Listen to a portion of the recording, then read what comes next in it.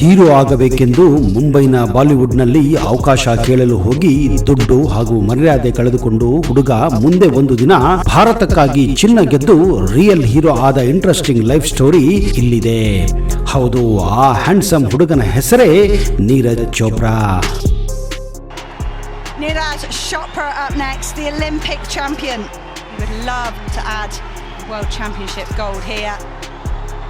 And that is another great throw. Neeraj Chopra will take a global gold again. It was the top of the podium in Tokyo. It was silver in Eugene. Chopra back.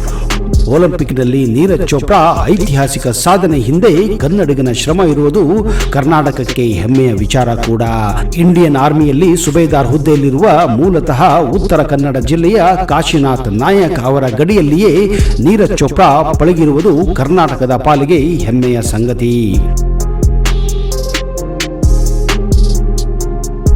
Neeraj Chopra ಜನಿಸಿದ್ದು December 24, 1997ರಂದು. ಅವರು ಹುಟ್ಟಿದ್ದು ಹರಿಯಾಣದ ಪಾಣಿಪತ್ ನಗರದ ಕಂದ್ರಾ ಎಂಬ ಒಂದು ಚಿಕ್ಕ ಹಳ್ಳಿಯಲ್ಲಿ.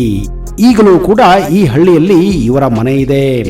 ಮುಂದೆ ಅವರು ಶಿಕ್ಷಣ ಪಡೆದಿದ್ದು DAV ಕಾಲೇಜು ಚಂಡೀಗಢ್ನಲ್ಲಿ. ಅವರು ಭಾರತೀಯ ಸೈನ್ಯದ ಜೂನಿಯರ್ ನಿಯೋಜಿತ ಅಧಿಕಾರಿ ಅಂದ್ರೆ ಜೂನಿಯರ್ ಕಮಿಷನ್ಡ್ ಆಫೀಸರ್ ಆಗಿ ಸುಬೇದಾರ್ ಶ್ರೇಣಿಯೊಂದಿಗೆ 2016ರಿಂದ ಕಾರ್ಯವನ್ನ ನಿರ್ವಹಿಸುತ್ತಿದ್ದಾರೆ. ಇವರು ಪೇಸ್ನಲ್ಲಿ ನಡೆದ ವಿಶ್ವ ಅಥ್ಲೆಟಿಕ್ ಚಾಂಪಿಯನ್ ನಲ್ಲಿ ಜಾವ್ಲಿನ್ ವಿಭಾಗದಲ್ಲಿ ಭಾರತದ ನೀರಜ್ ಚೋಪ್ರಾ ಬಂಗಾರಕ್ಕೆ ಮುತ್ತಿಕ್ಕಿದ್ದಾರೆ. 88.17 ಮೀಟರ್ ದೂರ ಜಾವ್ಲಿನ್ ಎಸೆದ ನೀರಜ್ ವಿಶ್ವ ಚಾಂಪಿಯನ್ಶಿಪ್ ವಶಪಡಿಸಿಕೊಂಡಿದ್ದಾರೆ.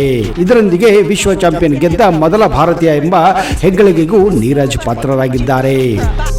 ನೀರಜ್ ಸುಂದರವಾಗಿದ್ದರು, ದಪ್ಪವಾಗಿದ್ದರು. ಇದೇ ಕಾರಣ ಅವರು ಪ್ರೀತಿಸಿದ ಹುಡುಗಿ ಇವರನ್ನ ಬಿಟ್ಟು ಇವರ ಮುಂದೆಯೇ ಇವರ ಸ್ನೇಹಿತರನ್ನ ಮದುವೆಯಾಗಿದ್ದಳು. ಹೆಚ್ಚಾಗಿ ಹುಡುಗಿ ಕೈಕೊಟ್ಟಾಗ ನಮ್ಮ ಯುವಕರು ನದಿಯಲ್ಲೋ ಹಾರೋ, ಸಮುದ್ರದಲ್ಲೋ ಹಾರೋ ಅಥವಾ ಟ್ರೈನಿಗೆ ತಲೆ ಕೊಟ್ಟು ಆತ್ಮಹತ್ಯೆ ಮಾಡಿಕೊಂಡ ಹಲವಾರು ಉದಾಹರಣೆಗಳನ್ನ ನಾವು ಕಣ್ಣಾರೆ ಕಂಡಿದ್ದೇವೆ. ಆದ್ರೆ ಹುಡುಗಿ ಕೈಕೊಟ್ಟಾಗ ಅದನ್ನೇ ಚಾಲೆಂಜ್ ಈಗ ಆ ಹುಡುಗಿ ಅವರಲ್ಲಿ ಕ್ಷಮೆ ಬಂದು ಕೇಳಿದ್ದು ಆ ಹುಡುಗಿಯನ್ನ ಕ್ಷಮಿಸಿದ್ದಾರೆ ಕೂಡ ನೀರಜ್. ನೋಡಿದಿರಾ ಸ್ನೇಹಿತರೆ, ಪ್ರೀತಿಗಾಗಿ ಜನ ಏನೆಲ್ಲ ಮಾಡುತ್ತಾರೆ ಎಂದು.